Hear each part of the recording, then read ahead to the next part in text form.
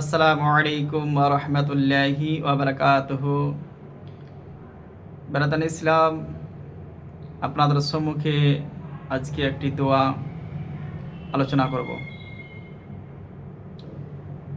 আমরা সকলেই যখন খাবার খাই অনেকে হয়তো দোয়া জানি না কিংবা অবহেলায় আমরা দোয়া পড়ি না, কিন্তু মনে রাখবেন রাসূল পাক সাল্লাল্লাহু তাআলা আলাইহি ওয়াসাল্লাম বলেন যে যখন কেউ খাবার খায় এবং বিসমিল্লাহ দোয়া পাঠ না করে সেই খাদ্য খাবার আহারটি শয়তানের হয়ে যায়।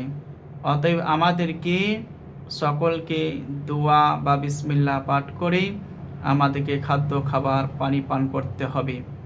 তাই আপনাদের সম্মুখে দেরি না করে আমি সেই দোয়াটি পড়ি।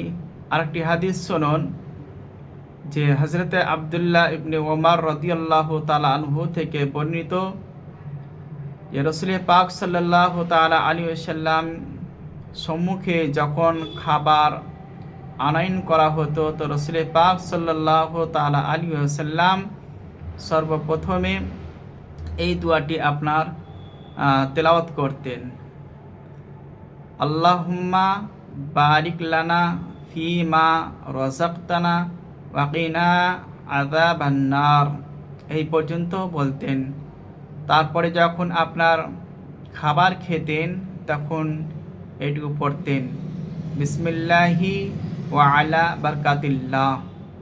প্রিয় দর্শক, আপনারা সকলেই এইভাবে আপনারা দোয়াটি পাঠ করে আপনারা খাদ্য খাবার সমস্ত কিছু যা কিছুই আহার পান করবেন, একমাত্র নেশাগ্রস্ত বা অবৈধ হারাম আপনার জিনিসে বিসমিল্লাহ ব্যবহার করতে নেই।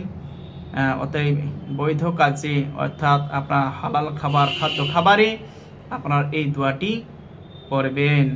আসসালামু আলাইকুম ওয়া রাহমাতুল্লাহি ওয়া বারাকাতুহু।